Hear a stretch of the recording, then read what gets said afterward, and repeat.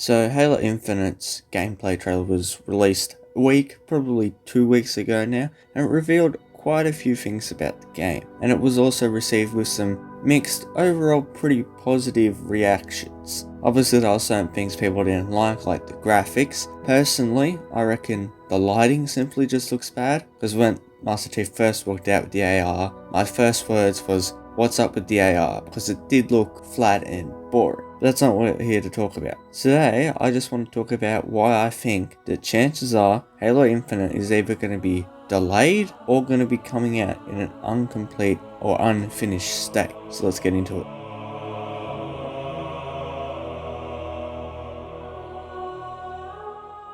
So probably one of the most complained about things in the gameplay demo itself that was somewhat subjective, but a lot of people did have a problem with, was the graphical quality. And I don't really blame them. From a technical standpoint, the game doesn't exactly look next gen. I mean, it's supposed to be running on the new Xbox, which is supposed to be really powerful. And from looking at the game, it didn't exactly look overall impressive. And so by looking at the graphics quality, the game did seem a little unfinished in the graphical department, probably suggesting that the game hadn't had enough time to be finished yet. Because if the game is as big as it claimed to have been, they would have had to have taken a lot of time into crafting and making environments. And by showing how the game itself was definitely lower in the graphic department, definitely raises a few eyebrows. Not to mention it's been rumored or been said, I can't really tell at this point, that the game's gonna get ray tracing for the lighting itself after the game's release, which is definitely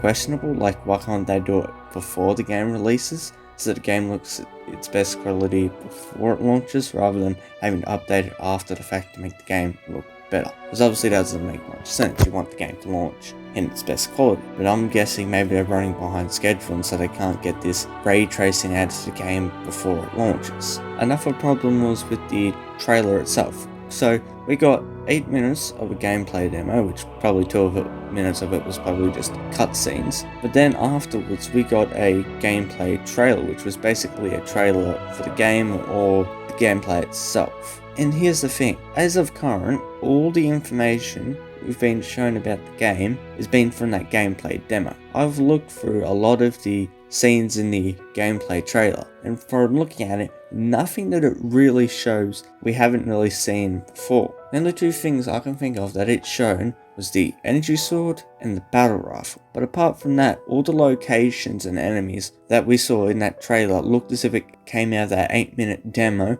or at most that level itself where you have to defeat or take down the 3 AA cannons. So by guessing by that, the rest of the game is either in an incomplete state, it's not exactly finished, or they're just and therefore they're not ready to show it to all of us because it's not finished. Either that, or they're deciding to show us at a later date, which I feel is somewhat unlikely, because I feel as if they would have showed us a little more if it was 100% ready, as that would have made sense. And another thing that's somewhat worrying is the lack of flighting or being dubbed down. And basically, they did a Halo Waypoint article where there was a FAQ, a lot of questions about Halo Infinite and that. And one of them was about, what about a multiplayer beta/flighting?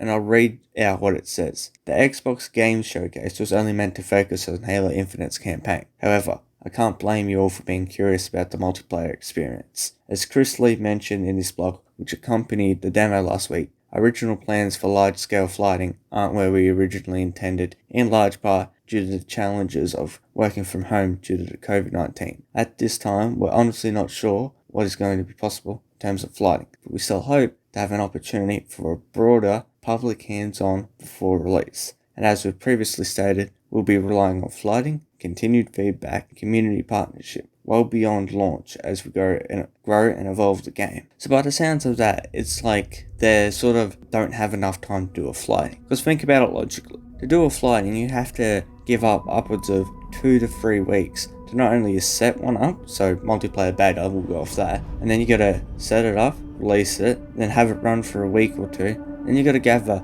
feedback and make changes based on that feedback. And at this stage, I don't think they necessarily have time for that. So maybe they're just trying to rush it to the point where they can get it in a complete state, pull it and release it out the doors, because they won't have enough time to get feedback before the game releases, which makes sense as it would take more time. And the thing is, if they're having to completely skip the flighting because the game just needs to get rushed and don't have time for feedback, my question is, if it is going to be delayed or whether or not it's going to be released unfinished. And from what we've heard, it's supposed to launch with the Xbox Series X, and I mean, a Halo game hasn't launched with the new console since the original Halo. And so what I'm guessing is they're very unlikely going to delay it, because that wouldn't be good, because it's supposed to be a launch title for the Xbox Series X. So what I think is more likely that they're going to release it in an unfinished or incomplete state. For example, they might pull a Halo 5 and have certain game modes just not there at launch, and that would make sense, because then you don't have to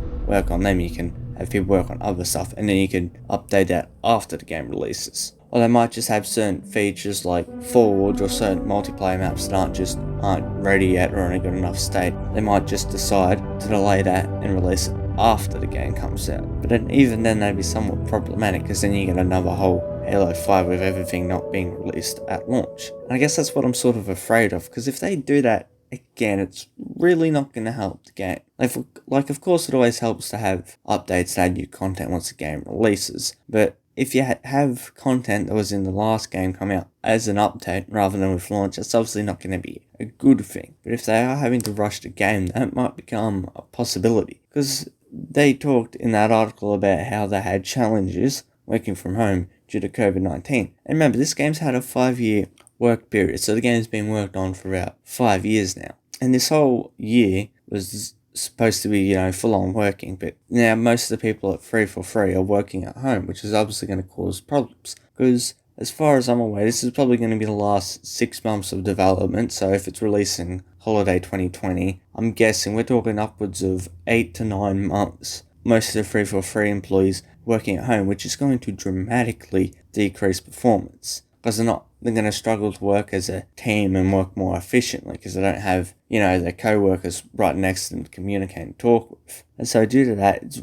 made the game much harder to develop. Definitely not impossible, but it's definitely going to slow things down quite a bit. And so I reckon had that not have happened, they probably could have kept on schedule. But due to it, it's definitely thrown a spanner in the works. So that's why I believe it's probably somewhat likely that the game's going to be, delayed, which I still am, less likely, I believe, that to happen. But what I reckon is more likely is that the game's going to come out in unfinished state. When I say unfinished, I don't mean stuff's going to be, blatantly broken like some of the stuff that was in Halo 5. I mean that in the sense that everything may not be ready. So things like Forge or specific multiplayer maps may not just be ready yet, due to them still needing more time to balance it or fix it or whatever that may be. And that would be a shame, because then it would pull another Halo 5, and that definitely wouldn't go well with, people who've played through Halo 5, but people that were definitely, not happy with it. Obviously, if you're a new player, you're probably not going to realize the problem, because it's going to be an entirely new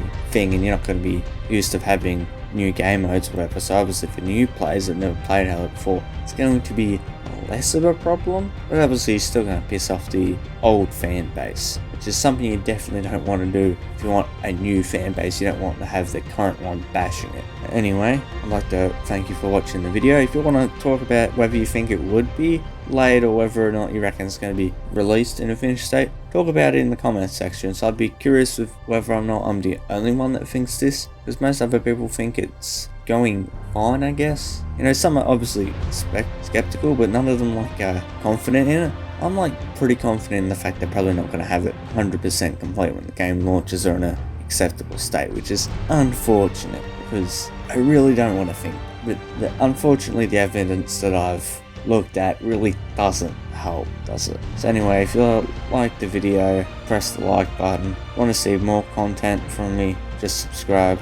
I'd like to thank you for making it to the end of the video. I hope I get to see you all again soon. Also, I have a new mic, so if you like the new audio quality, do comment below as well, because I want to make sure that this new mic I've got is better than the old audio quality.